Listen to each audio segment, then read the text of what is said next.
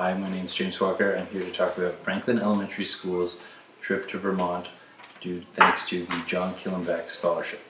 So this year, the entire staff of Franklin Elementary School was fortunate enough to travel to Vermont for 2 days to visit 3 schools. And the purpose of our trip was to see schools that were implementing the responsive classroom model at their school.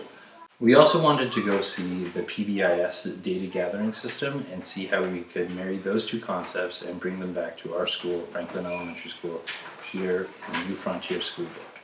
So one of the things that we noticed or came to study in our time in Vermont was the project-based intervention system, which is a 3-tiered model, positive response, where it's developed into 3 tiers. So the first tier is really the whole school, and at one of the schools we saw, they gave feathers.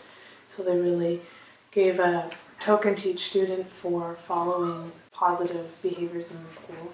And as a whole school, they would earn celebrations at the end.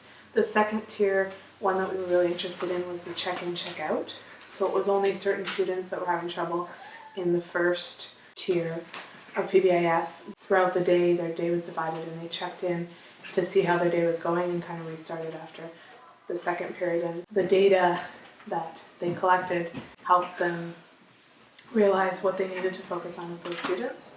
And the third tier was really only for a few students in the school really that needed more interventions. And they had like social skill groups and different things. So the check-in, check-out was something that we really were interested in trying out for our whole school to kind of guide our focus for interventions at the beginning of next year. The positive behavior intervention system that we saw in action in 2 different schools, I feel it was very worth it to see it in 2 different contexts. One of the schools was very small, like ours, and one of them had over 500 students.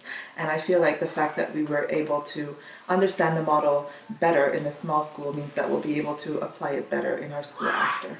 So responsive classroom is something that we wanted to learn more about in Vermont, and the small schools that we visited do implement many things that are easy for us to implement in our school. One of the things we saw this time was something called Chunka Chunka, which was just another opportunity for children to have choice.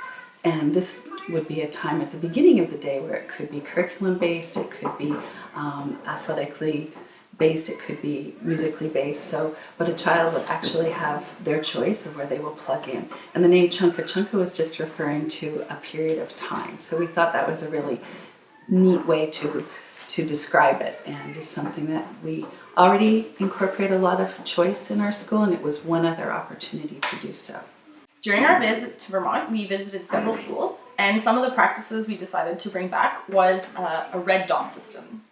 Within the school, there was red dots placed on objects or places that the students need to ask permission before using or before entering or needing permission to have an adult with them. One of the things that this was teaching the students was to learn respect of spaces and boundaries. Donc, la dernière chose qu'on a rapporté du Vermont et qu'on veut améliorer et mettre dans notre école, c'est le Body Room System.